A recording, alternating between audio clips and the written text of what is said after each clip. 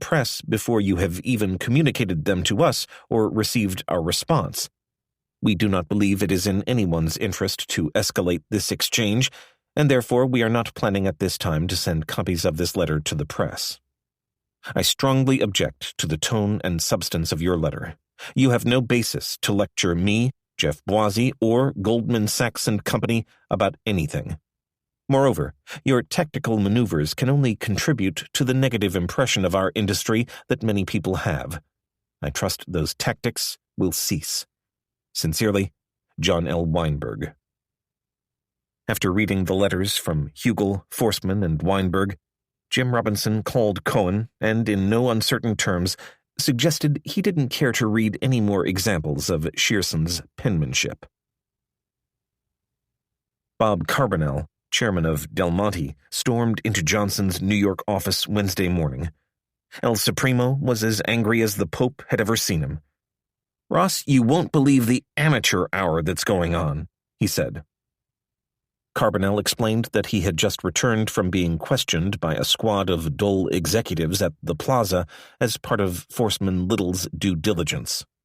From their questions, it was obvious that Dole had somehow gained access to a wealth of Del Monte confidential information, shipping schedules, production forecasts, everything.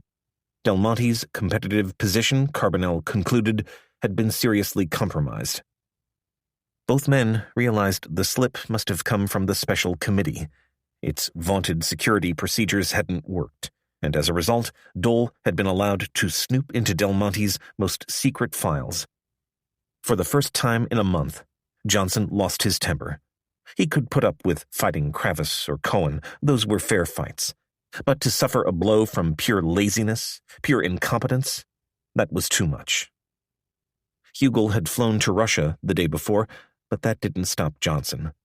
John Martin called Rune Arledge at ABC and had a call patched through to the network's office in Moscow. In Moscow, Hugel hustled out of his hotel, through the dark, winding streets, and up to the ABC office to take Johnson's call. Even in Russia, Hugel hadn't been able to escape RJR Nabisco. He ran into a senior Pepsi executive in the lobby of his hotel and discussed ways Pepsi might enter the bidding. At the Kremlin, Hugel met with several top deputies, including the chairman of the USSR's Committee of Commerce. All wanted to know about the big battle on Wall Street. Now Hugel listened as Johnson vented his fury at the special committee. "Now I know they're all complete fucking idiots," Johnson ranted over the transatlantic line. "Here they are getting paid $28 million to jump all over our ass, to not even do the due diligence right.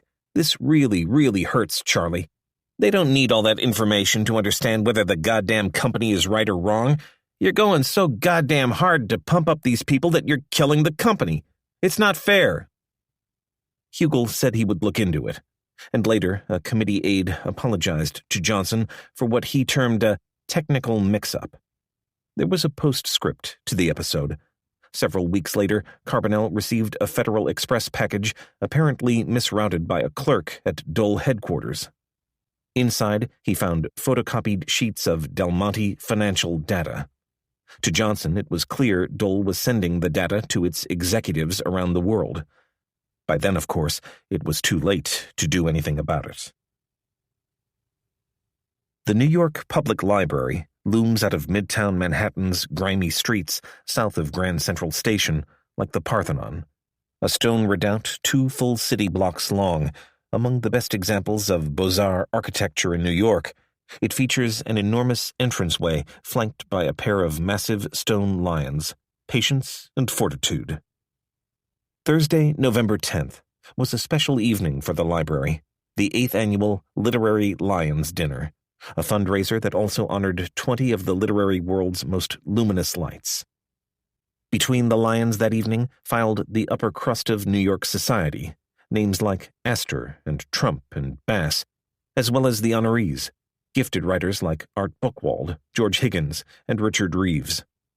Cocktails were to be served, then dinner in 3 of the reading rooms, followed by the actor Christopher Plummer reading a Stephen Leacock short story.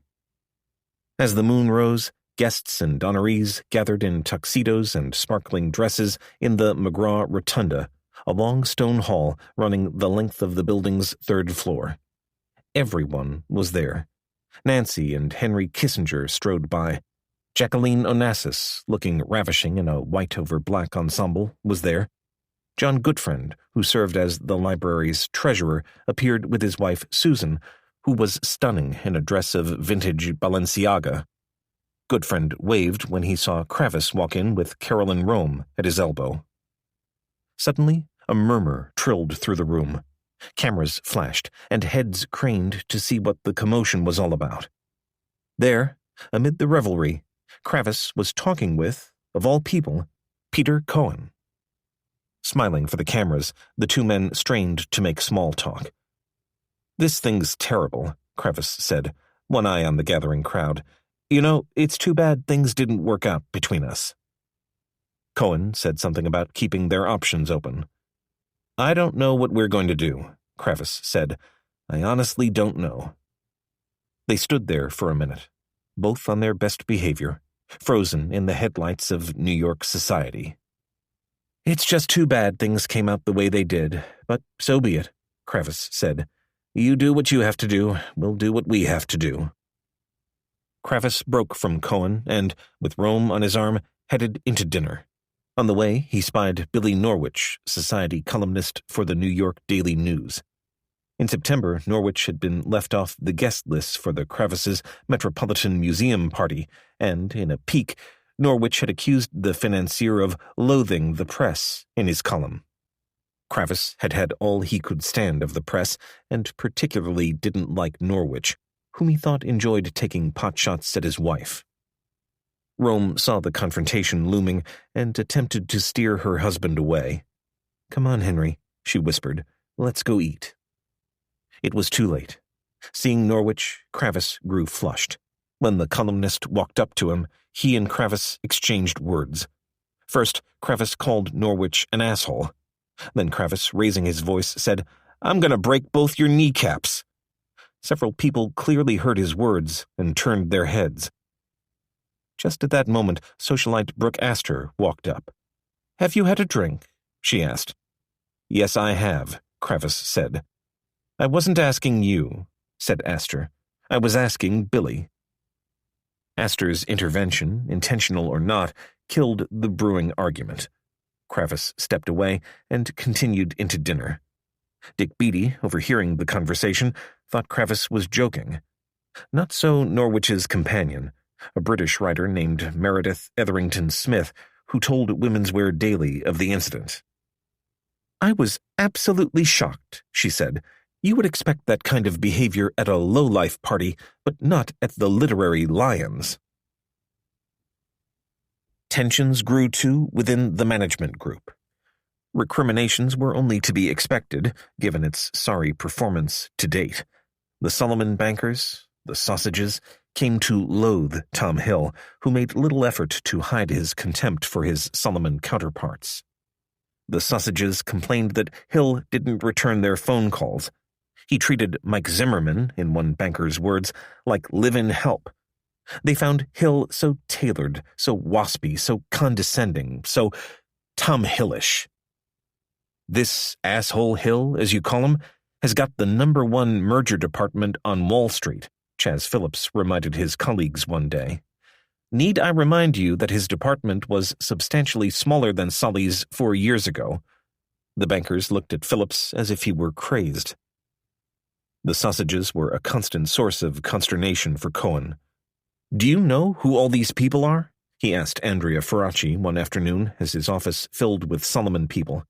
"Where are they from? What the hell do they do?" Cohen would take Goodfriend aside and ask, "Can we have a small meeting?" It was impossible. Johnson was also amazed by the endless procession of advisors. Cohen seemed to trail aides like a wedding train.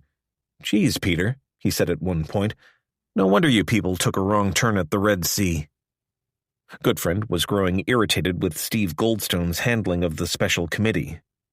Goldstone remained the group's sole conduit to Peter Atkins, and Goodfriend was exasperated by his inability to get any guidance out of the Skadden lawyer. Goodfriend had his people look into Goldstone's background. They found he had little reputation to speak of. On several occasions, Goodfriend suggested to Cohen that Solomon's counsel, Peter Darrow, be allowed to speak with Atkins. Nothing came of it. The Solomon executives, in fact, were disenchanted with Johnson's entire team.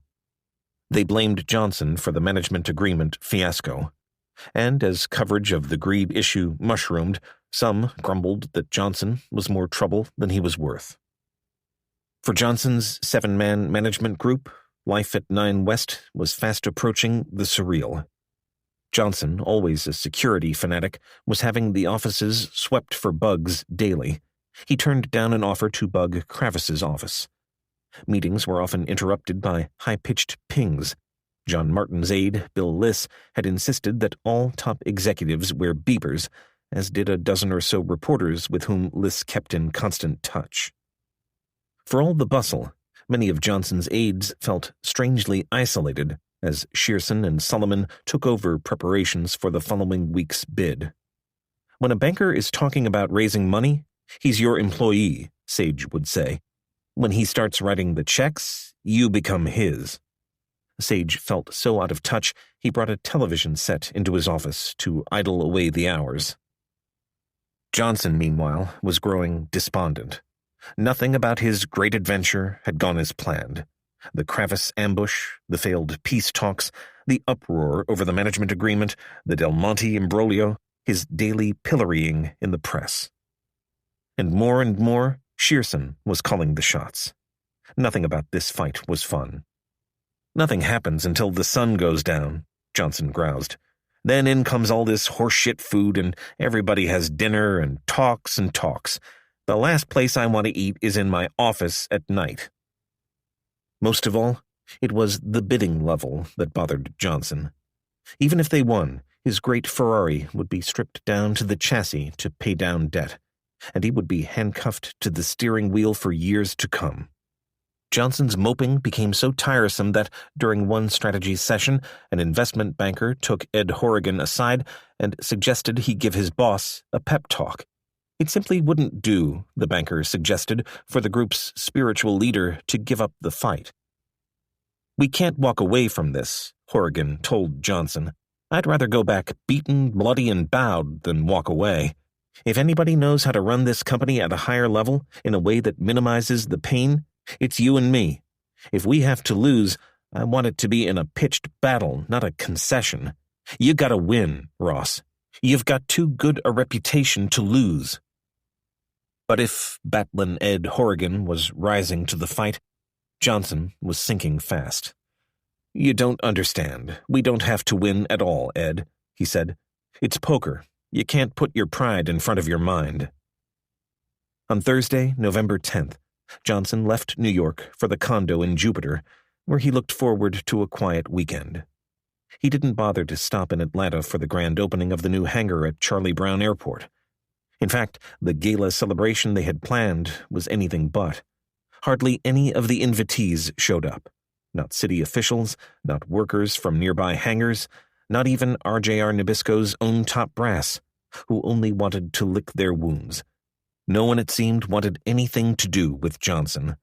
The evening was cut short, and employees took the leftover food home to eat themselves.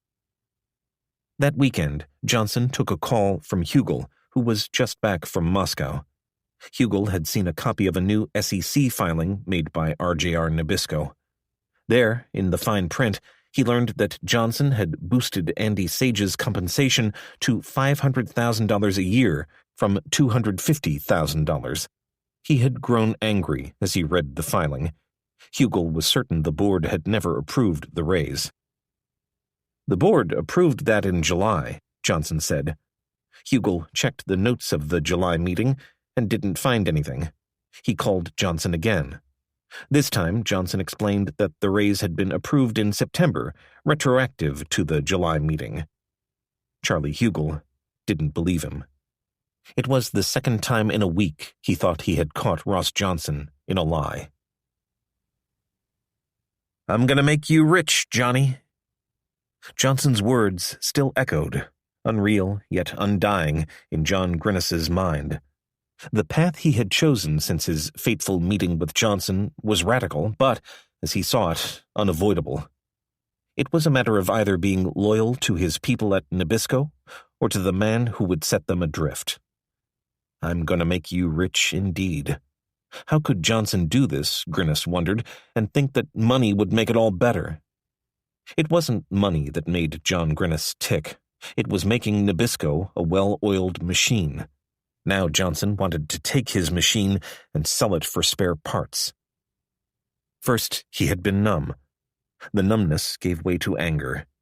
It was all so clear now why Johnson had reorganized Nabisco and Del Monte into separate, bite-size, easy-to-sell operating units. Why Johnson had given 300,000 shares of restricted stock to tobacco people that summer and almost none to Nabisco people. Why Horrigan had always gotten his way. Johnson had been setting this up for a long time, Grinnis decided, lying to them all. Now he was promising to take care of Grinnis, provide a happy landing in some new corporate haven.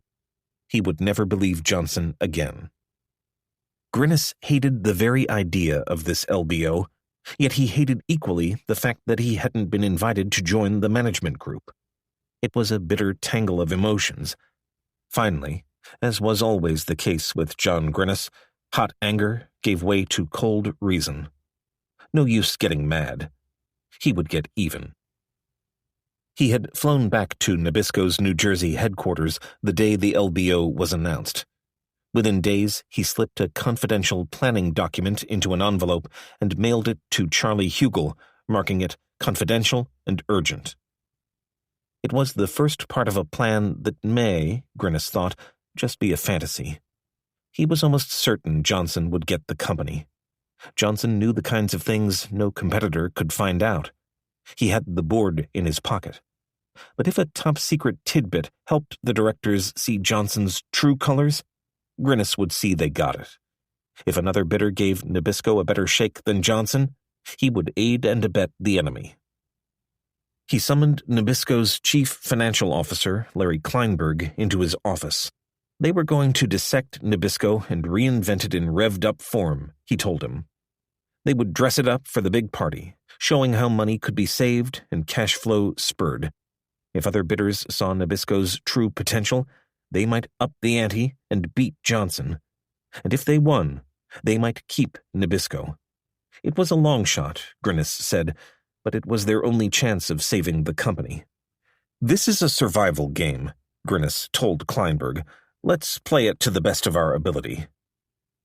As he secretly prepared for his guerrilla war, Grinnis took pains to keep his troops happy. From his office, a steady stream of anti-Johnson cartoons and memos poured forth to amuse the depressed Nabisco executives. One cartoon showed a divorce court judge addressing a boy.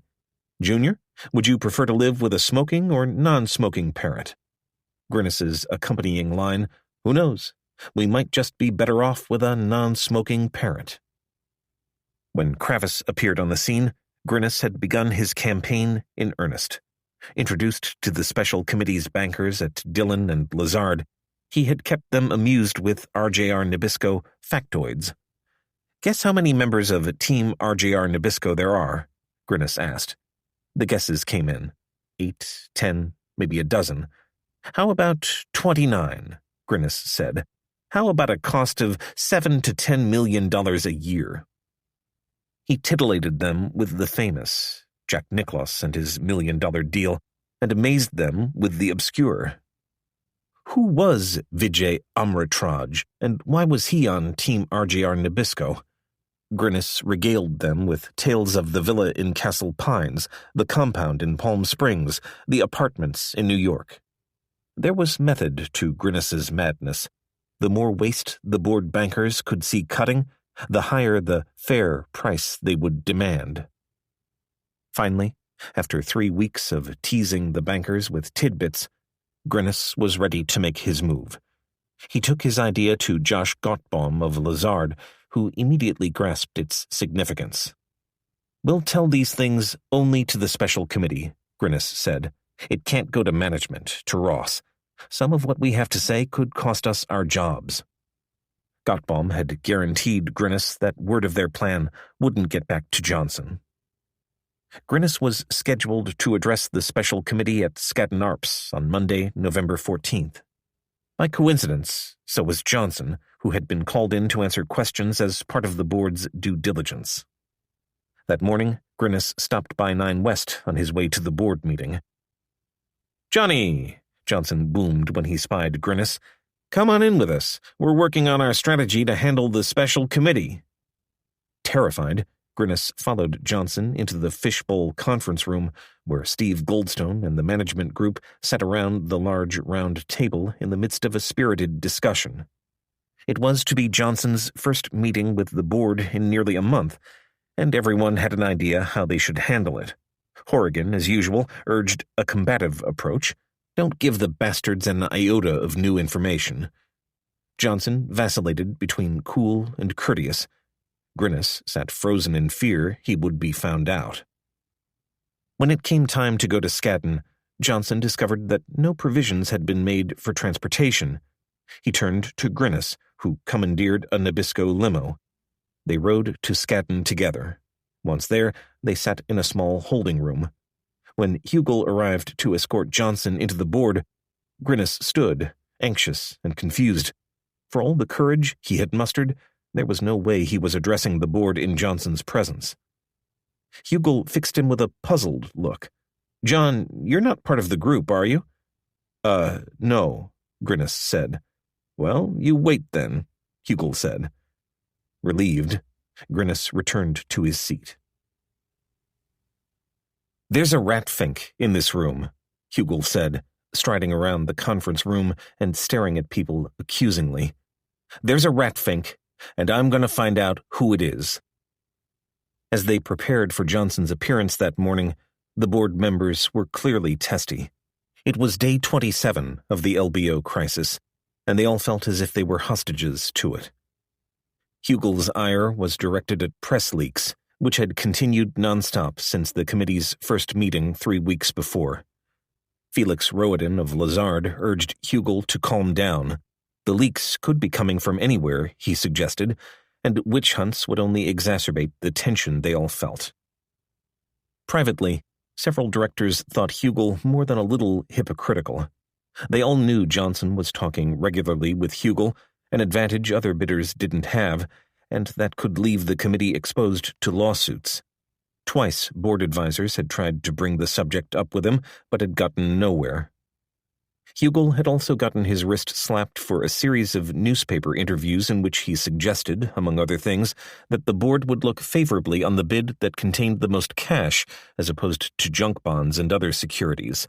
"Cash is cash," he said. Adding to the snappish air that morning was a letter from Ronnie Grierson, the British director. Grierson, the directors all knew, was keenly worried about his liability in any lawsuit.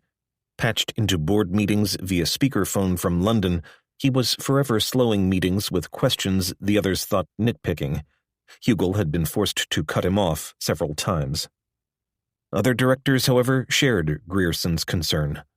All board members had been told not to take notes unless they wanted them subpoenaed at a later date. Now, Grierson was demanding the resignation of Johnson and the entire management group. It was highly improper, he suggested, for them to continue running the company while attempting to acquire it. Hugel was later able to talk Grierson out of his demands, but for the moment everyone found them irksome. This was no time for him to break ranks. The mood didn't improve when Johnson and Horrigan were escorted in to address the board. Asked about the management agreement, Johnson stuck to his line that the Times had it wrong, that his share of the profits wasn't out of line with that of other LBOs. Asked for ways to cut costs in the tobacco business, both Johnson and Horrigan stated flatly that there weren't any. Their attitude bordered on hostile, and it made them no points with the board. At one point, the developing rift between Johnson and Hugel flared into view. The board had repeatedly stated its opposition to the bidders pre-selling RJR Nabisco assets, that is, agreeing to sell its businesses to outsiders before the bidding was over. When Johnson denied his group was doing so, Hugel smiled ironically and said, "Everyone's pre-selling." Are you challenging my word? Johnson snapped. That's absolutely wrong. I want you to withdraw that statement. Maybe Shearson's doing it and Solly's doing it, but I can tell you we're not doing it. Hugel backed off, but it was clear to everyone that a number of friendships wouldn't survive this auction. The backbone of any successful LBO is a set of projections, profits, sales, and most important, cash flow. Because they dictate the amount of debt a company can safely repay, projections are the key to formulating a bid. And the right bid means everything to an LBO. The higher the price, the higher the debt. Too much debt can crush the healthiest companies. Kravis had hoped to emerge from his due diligence sessions at the plaza with a set of reliable projections. Stonewalled, his people had fallen further and further into a quagmire of confusion. By Monday, just 4 days before bids were due, Kravis knew something about Del Monte, a little about Nabisco, and next to nothing about Horrigan's tobacco business. The job of assembling Kravis's projections had fallen to a 30-year-old associate, Scott Stewart, a handsome bachelor with a sadly neglected apartment on Manhattan's Upper West Side. Often working 18-hour days, Stewart had developed 4 separate sets of projections for RJR Nabisco, each, at least in theory, more accurate than the last. He began with numbers obtained from RJR Nabisco via the special committee. Coming straight from Johnson, they were suspect. Normally, Stewart would spend weeks brainstorming with management to refine these numbers and identify areas where savings could be found. But with no management on board, Stewart turned to tobacco industry analysts at Drexel and Merrill Lynch. Work with the bankers at Morgan Stanley and Wasserstein Perella yielded further revisions. Bit by bit, Stewart had compiled a nice, neat set of white computer runs. He wanted to believe they were reliable, but he feared they were no better than guesswork. Gaping holes yawned in Stewart's analysis, the result of key figures he hadn't been able to obtain. In a perfect world, Stewart wouldn't have even attempted projections without gathering all the relevant figures, but he had no choice. Time constraints dictated he come up with something. For 3 weeks, Stewart had pestered the bankers at Dillon and Lazard for the figures, but to no avail. At first he thought they too were stonewalling him. Later he would realize the problems lay within RJR Nabisco. No one below its highest levels knew the whole picture. Those that did, like Ed Robinson, were giving only name, rank, and serial number. By Monday, Stewart was growing panicky. Every day he searched for the missing numbers, shouting at Dillon Reed, shouting at Lazard, shouting at his own accountants and lawyers crawling through the data room in Atlanta. Data room. Ha! The concept made Stewart laugh. They got data, all right. Reams and reams of raw numbers that would take weeks, if not months, to fathom. It might as well have been Chinese. The numbers he needed weren't complicated. An estimate of RJR Nabisco's available cash reserves, a total debt number, an estimate of payments due Johnson's management group under its golden parachute severance packages. Basic stuff, Stewart thought, yet they formed the foundation from which Kravis and Roberts would determine their bid. Both his bosses, Stewart was uncomfortably aware, were growing impatient with his inability to put finished projections on their desks. If missing figures weren't bad enough, Stewart didn't completely understand the ones he had. One number in particular puzzled them all. On the initial projections they had obtained from RJR Nabisco was a heading, Other Uses of Cash. Beside it was a row of figures stretching out 10 years, each year ranging from $300 million to $500 million. Stewart had no idea what the numbers meant. What the hell was other uses? Was it cash flowing in or out? Should he add it? Subtract it? Ignore it? $500 million wasn't the kind of sum Kravis liked his people to ignore. The swing between adding and subtracting it was nearly $1 billion, roughly the difference between a bid of $96 a share and $92 a share. For 3 weeks, the figures lay like a row of mysterious coals glowing white on the darkened screen of Stewart's IBM personal computer. a category no one could explain. When they asked Ed Robinson about it at the plaza, he had pleaded ignorance. No one at the special committee knew what it was either. The other uses of cash now headed the list of mysteries Stewart had 4 days to solve. Then, on Monday, Stewart took a call from a Dillon Reed associate, Blair Efron. "Would you be interested in spending any more time with John Grinnis?" Efron asked. Grinnis had just finished speaking with the special committee. "I think," Efron said, "this guy wants to give you the real story."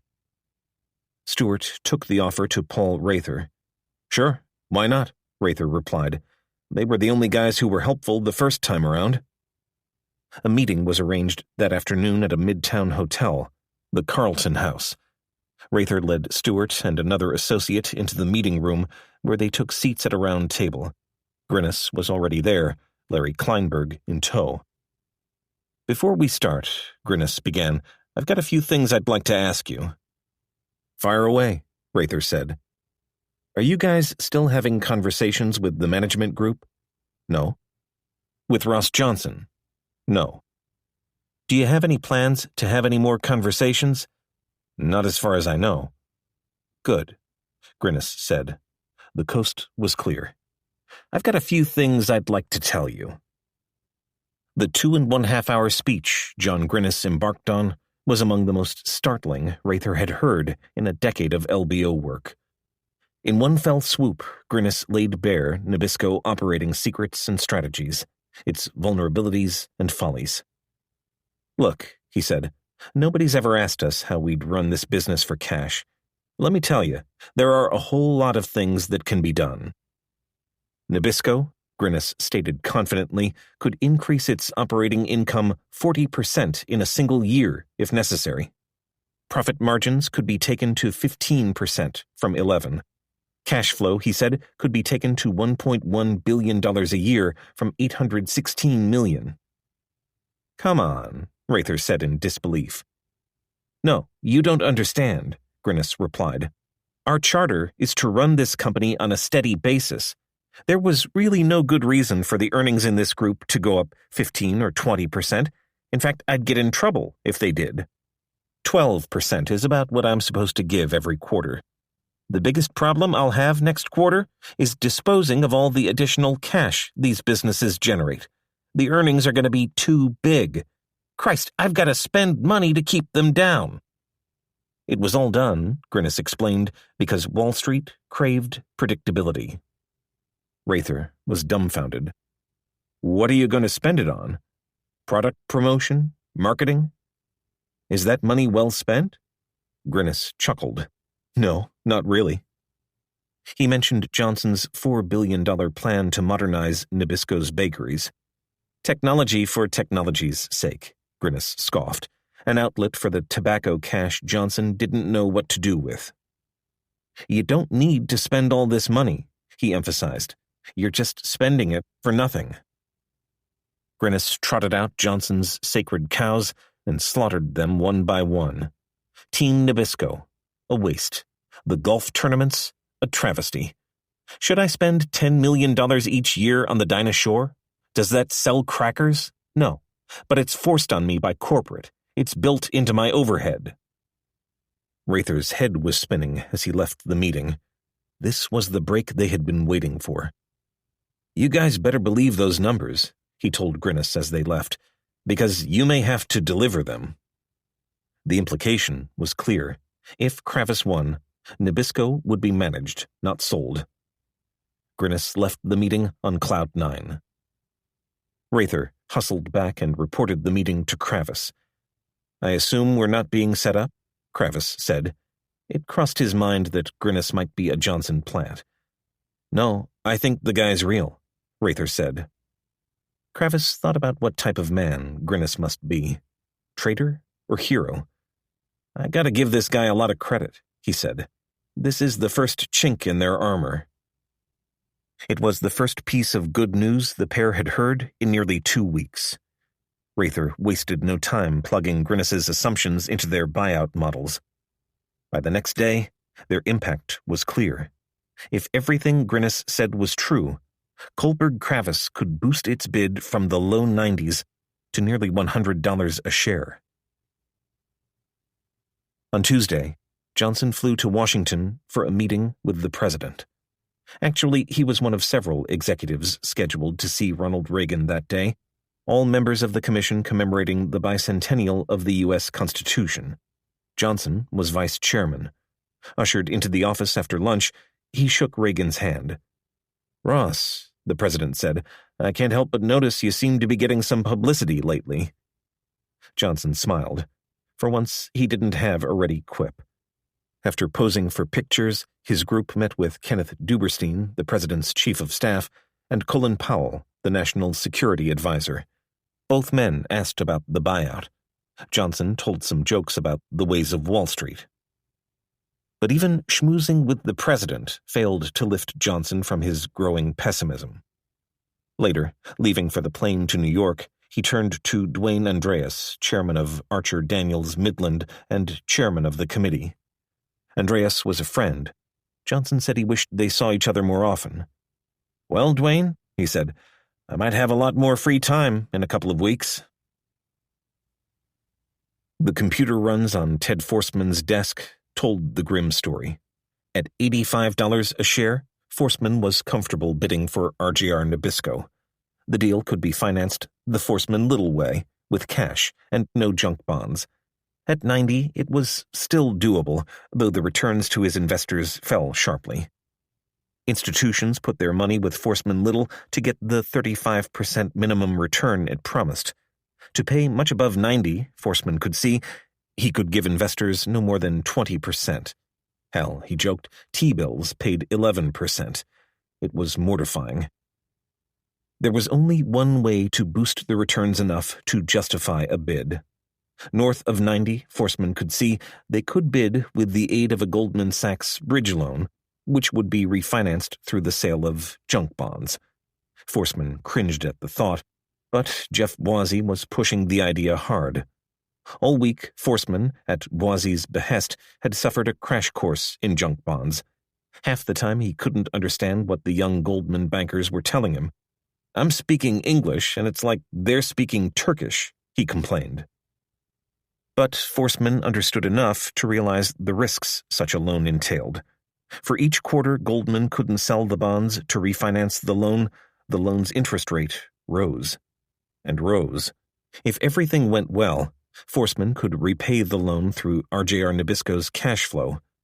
But if, for any reason, Goldman couldn't sell the bonds, Forsman-Little was liable for the entire amount.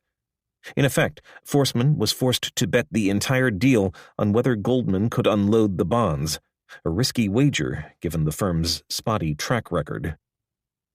Boise was practically feverish he wanted the bridge so bad. He assured Forsman it was safe.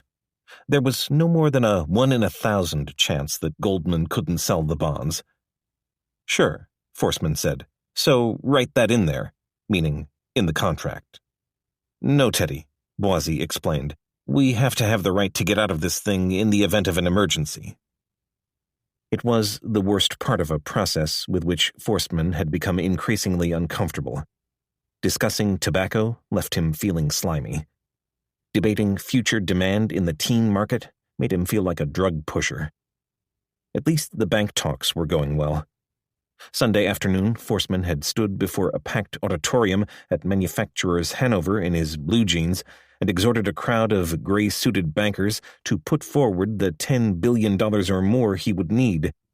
From all appearances, they would. In the end, it always came back to junk bonds. They went round and round and round. At one point, Boise threw up his hands.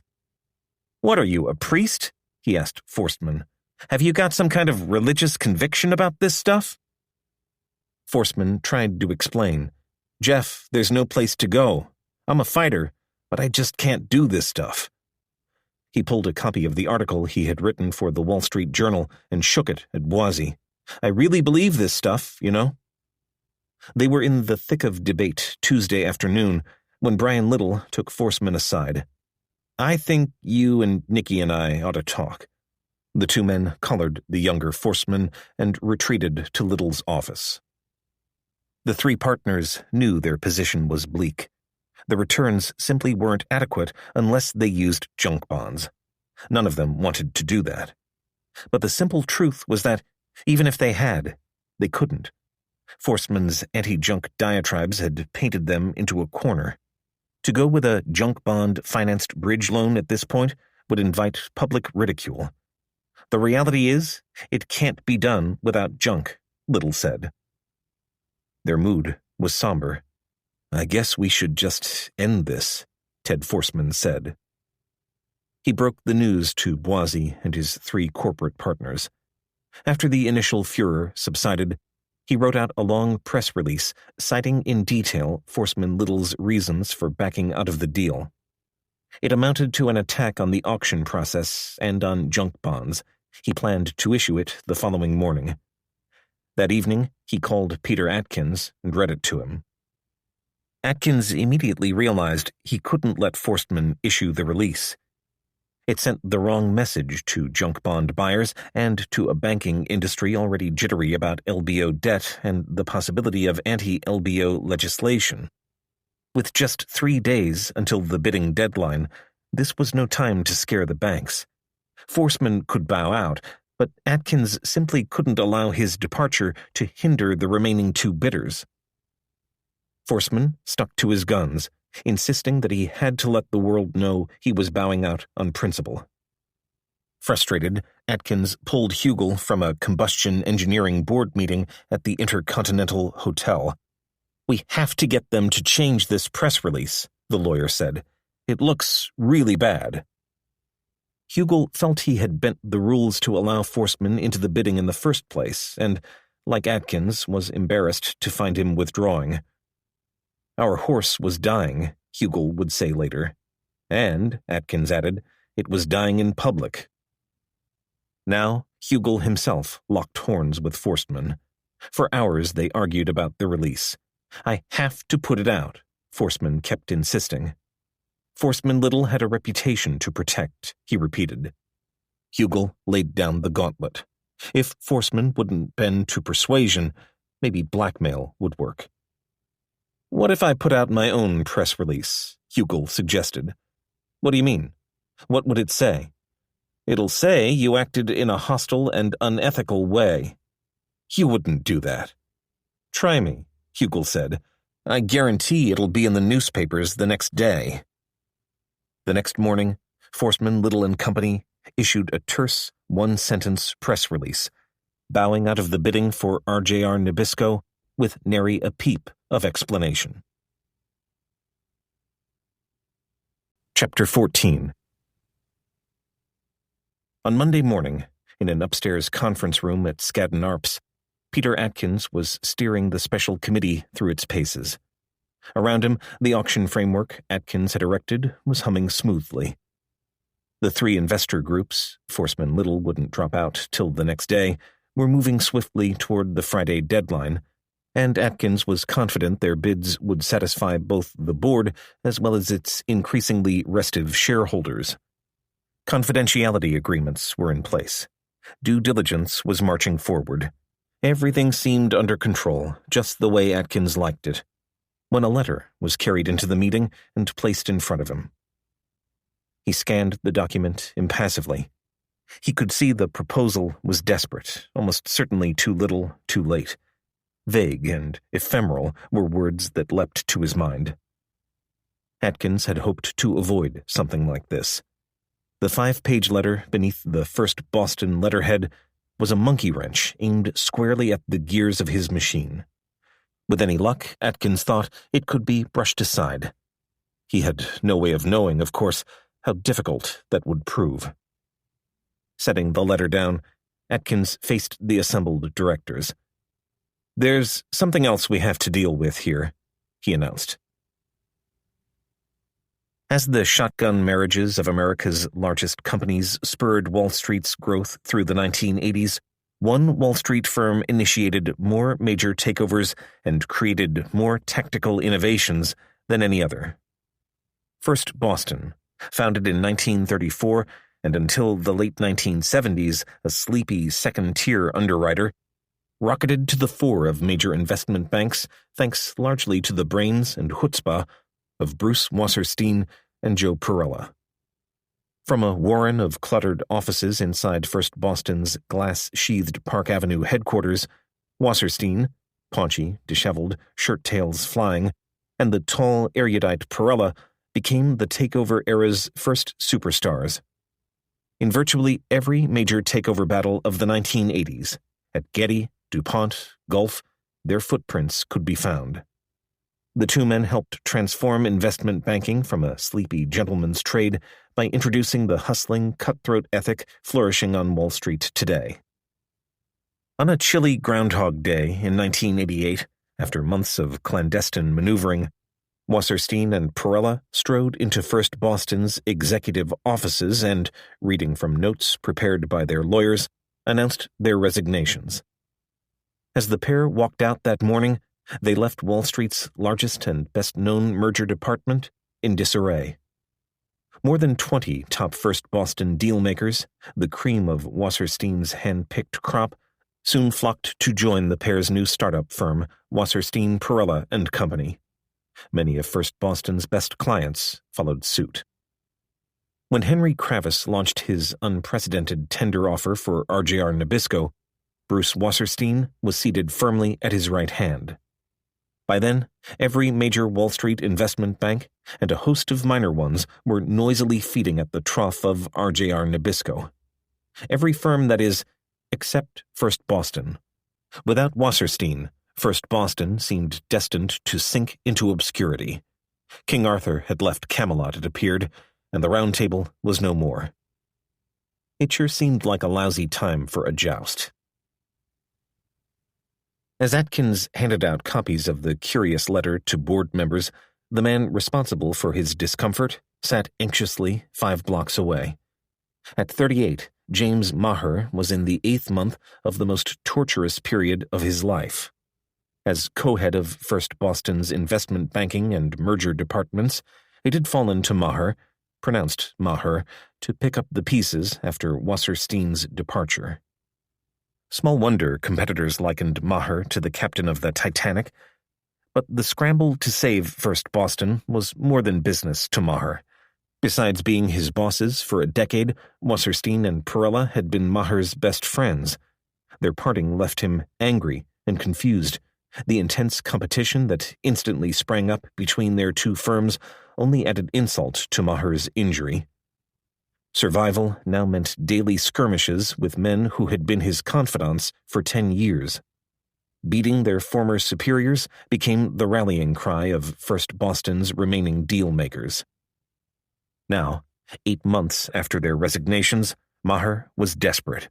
His brief tenure had been marked by exhilarating highs and devastating lows, mostly lows, and it had all come down to this. First Boston was the only major investment bank not involved in the RJR Nabisco deal.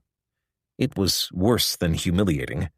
Sitting on the sidelines during history's largest takeover sent a dire message to every First Boston competitor and client. Maher suffered no illusions. His department's future was at stake. Coming just 4 days before the bid deadline, Maher's proposal was a rank long shot. On Friday, the special committee expected to receive fully financed offers, a task that had taken Kravis and Cohen weeks. First Boston hadn't yet talked to a bank. But if it could somehow emerge with a piece of the action, Maher knew, he could rescue his department from its decline. If he failed, Maher had no doubt, he would be a laughingstock. A chain-smoking New Englander, Maher was thought by some to be an odd choice to lead First Boston's 170-odd merger specialists. He was neither a natural leader nor a cheerleader. His primary attribute was a steadiness that was the marvel of his colleagues. Some considered Maher a stoic, although he had a gentle, self-deprecating humor and was prone to rare fits of temper. Close friends knew to avoid him when the vein in his jaw began pulsing. Thoroughly unpretentious, a rarity on Wall Street, he wore his hair slicked back in a power cut that looked out of place on his head. Maher grew up a strapping, middle-class kid from central Massachusetts. his father the president of a local machine tool maker. He had entered Columbia Business School in 1975 when the bicycle parts maker where he was sales manager began to slide downhill, prodded by a massive recall of shaky handlebar supports. Later, he joined First Boston, taking a spot in the infant merger department after a fast-track colleague turned it down as a dead-end job. He started 1 week after Wasserstein. In First Boston's culture of gray flannel and maroon suspenders, Wasserstein, hair uncombed, constantly in motion, fascinated Maher.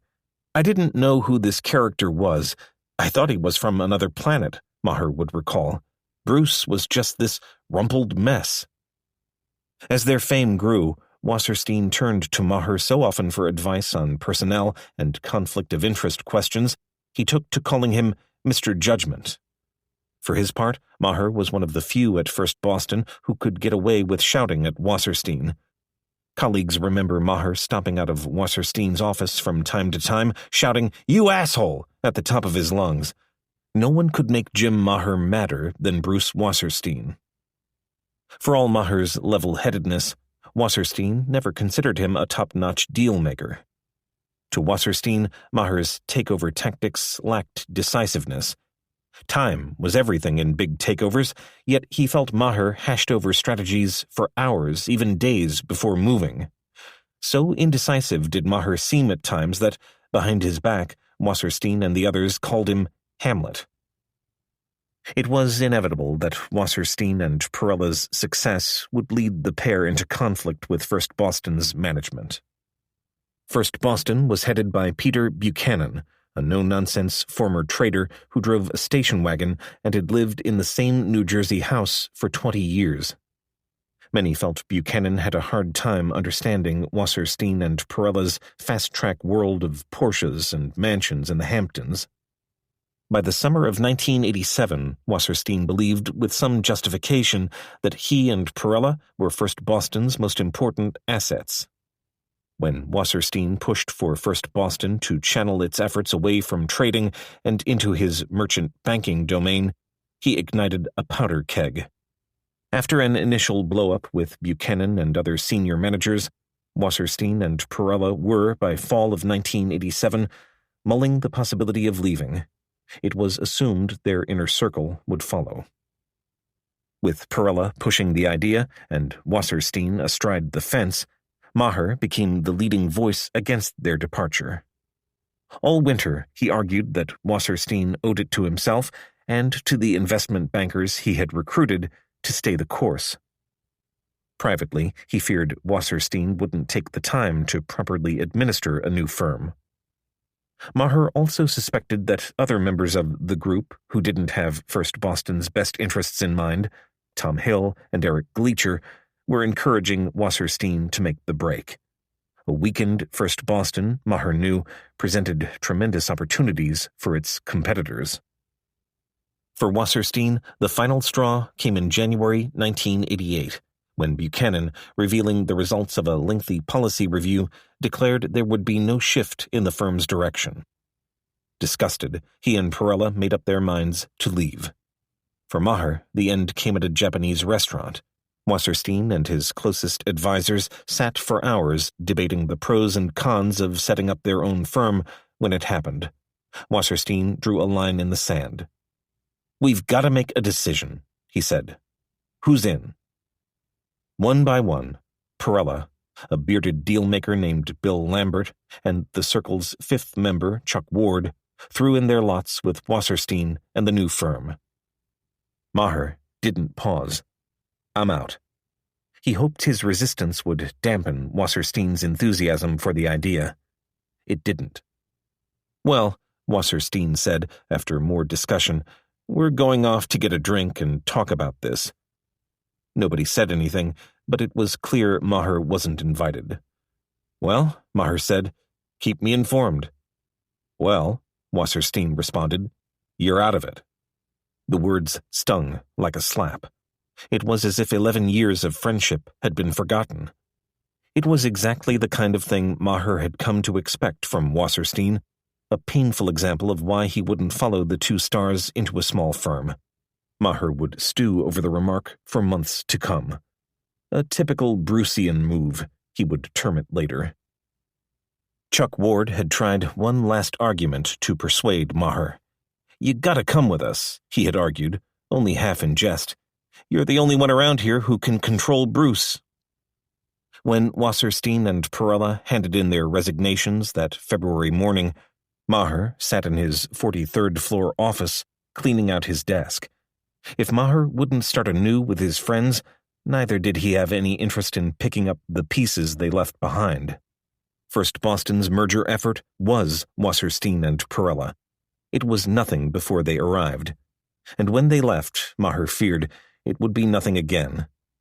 Maher didn't know what he would do, but he couldn't stay around these offices any longer. Maher was pondering a resignation letter when Pete Buchanan called. First Boston's chief came right to the point. He wanted Maher to take Wasserstein's place and lead the firm's investment banking arm, including the merger department. Buchanan pushed all the right buttons, appealing to Maher's loyalty and to his guilt at leaving behind aimless colleagues. Maher thought it over for a couple of hours. All around him, chaos reigned as news of Wasserstein and Perella's departure spread. He had to move fast to prevent permanent damage. He called his wife. Then, taking a deep breath, he accepted Buchanan's offer. It had been worse than Maher dared fear. Immediately, more than a dozen of First Boston's leading deal-makers followed their mentors to their new firm. Every day for weeks, it seemed, another of Maher's friends walked into his office, resignation in hand. It amounted to a full-scale assault on the department they had built over the last decade. Maher fought back with the usual office morale builders, Friday afternoon beer and pretzel parties, scattered pep talks, T-shirts. Just say no to Wasserstein, Perella and Company. For weeks, he worked 18-hour days, pleading with veteran bankers and young stars not to abandon ship. Even as Maher battled on that front, Wasserstein laid siege to First Boston's gilded client list. Many hired his new firm, including Time Inc. and investor Ronald Perlman. Gleacher and Hill offered their condolences even as their aides phoned Maher's bankers with job offers and sought his biggest clients with predictions of First Boston's impending decline.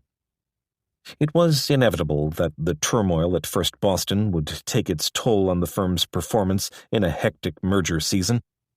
In an odd way, it had initially worked to Maher's advantage. He was wounded badly enough, competitors reasoned, to do something desperate, a possibility that had to be factored into any confrontation with a First Boston client. Tom Hill knew it. Shearson's merger chief, representing Black & Decker in a hostile tender offer for American Standard that spring, had been surprised to find Maher leading a last-minute rescue mission. A First Boston client, Kelso & Company, topped the Black & Decker offer and agreed to acquire American Standard. Hill's client had to decide whether to fight or retreat. Knowing Jimmy's problems, it was clear to me they would stay with it, Hill said. The deal meant an awful lot to First Boston. After sizing up Maher's resolve, Hill advised his client to bow out of the bidding. For Maher's shell-shocked troops, it was the first tangible sign there might be life after Wasserstein. First Boston hadn't fared so well in other fights. Maher's Chicago office threw up defenses for an Illinois grain company, Staley Continental, only to see them quickly battered down by a British suitor's hostile bid. One crisis followed another. In June, Maher's entire LBO group quit to form its own firm. The low point was First Boston's defense of one of its oldest clients, Koppers, that spring. Maher met Beezer's tender offer, orchestrated by Tom Hill, with a spirited defense. His 27-year-old restructuring whiz, Brian Finn, pieced together a complex defense plan involving the sale of Koppers's businesses to 3 separate companies. But Koppers's board rejected the plan as too iffy and caved in to its suitor. Each night, Maher trudged home to his Riverside Drive apartment, exhausted. Few besides his wife and 4 children saw the signs of his strain. Through it all, Maher was outwardly calm.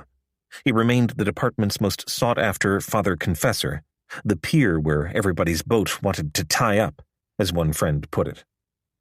Sniping by his new competitors only made matters worse.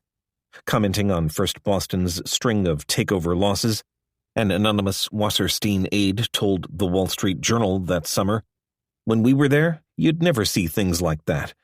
But nobody at First Boston seems to care as long as the fees keep rolling in." Maher exploded. His best friends were accusing him of selling out. A senior Maher aide, Kim Fennebresk, fired back.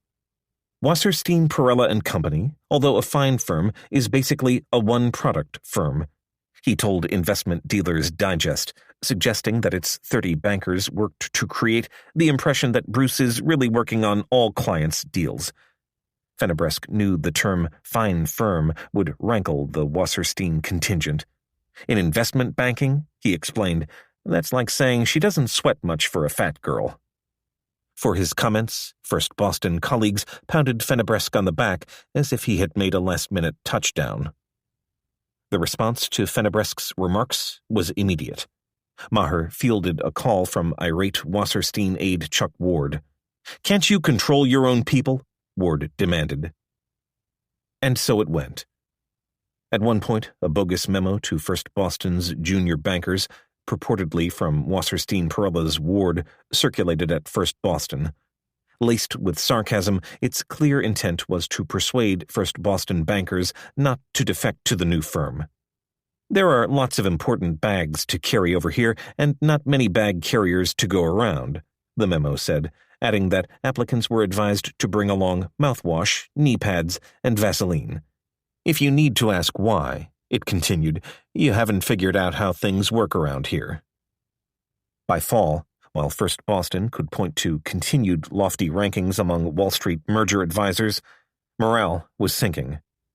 To fatalists, First Boston remained an embittered polyglot of Wasserstein castoffs, a group of second-teamers destined to sink to Wall Street's lower tiers. 7 months after its founder's departure, the department's pipeline of deals in the works was drying up, and competition for new business meant daily combat with the emerging clout of Wasserstein Perella. Fennebresk, the 37-year-old banker in charge of attracting new business, became one of Maher's closest confidants. A glib, waspy lawyer, Fennebresk's impish sense of humor served as a counterweight to Maher's sternness. By fall, Fennebresk felt the department had become a rudderless ship. "There had to be a chance for us to do something dramatic," Fennebresk recalled. "Our captain hadn't encountered rough seas yet. There was concern whether we had the depth we needed." Then, on October 17th, came the stiffest blow to First Boston's merger effort since announcement of Wasserstein's departure. Philip Morris's $11 billion tender offer for Kraft, the largest offer of its kind in history, not only startled the corporate world. In choosing Wasserstein Perella as its sole advisor, Philip Morris also landed a haymaker to the jaw of its former banker, First Boston. Jim Maher was in his office interviewing a job candidate a few minutes before 6 o'clock that afternoon when a headline crawling across the computer screen beside his desk caught his eye. "Philip Morris launches bid for..." The Dow Jones News Service headline paused. "Oh no," Maher said to himself. "Oh no. Oh no." For several paralyzing moments, his eyes riveted to the screen, Maher prayed the headline signaled only a minor acquisition. Then came the full headline. "Philip Morris launches bid for Kraft." Oh, fuck. The pain Maher felt was more than knowing First Boston was being excluded from history's largest unfriendly transaction. It was more than being upstaged for the umpteenth time by Wasserstein. To Maher, Philip Morris's rejection of First Boston was an acute personal insult. The tobacco giant was his account. Maher had personally overseen Philip Morris's 1985 acquisition of General Foods.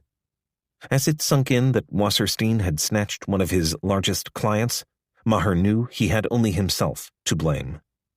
He had worked so hard to keep the department together, he had neglected his other responsibilities. It was a body blow to the entire department, a reminder that First Boston could no longer count on its best clients for business. Maher dialed Ehud Humaner, a top Philip Morris executive he knew well. He strained to hold his temper. "Ehud, this is a real kick in the balls." Humaner made soothing noises, but offered no promise of future work. It was the same with every Philip Morris executive Maher called that week. When news of Ross Johnson's $75 a share proposal inched down his computer screen, Fennebresque thought for a moment it was a typographical error. His mind flashed to the young computer genius in the movie War Games. "A crazed hacker has invaded my Quotron.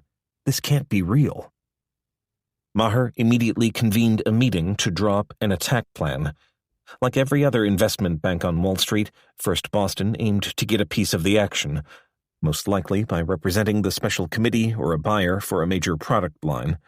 Anything, in short, that might produce a fee. Over the next few days, hundreds of calls were placed to potential buyers of RJR Nabisco assets. At first, Maher didn't worry that First Boston was left out of the mounting drama. Something was bound to break. RJR seemed so big that dozens of companies would hire investment banks to analyze acquisition strategies. Rolling up his sleeves and chain-smoking Marlboros, Maher hit the phones. He first checked to see if First Boston might represent RJR's board, but Lazard and Dillon had already been hired. He called Tom Hill. Did Shearson need more capital for their buyout? Hill said no. Maher called Ted Forstman and Jeff Boise. Neither man offered encouragement. Door after door slammed in Maher's face. The day after Johnson's announcement, some of Maher's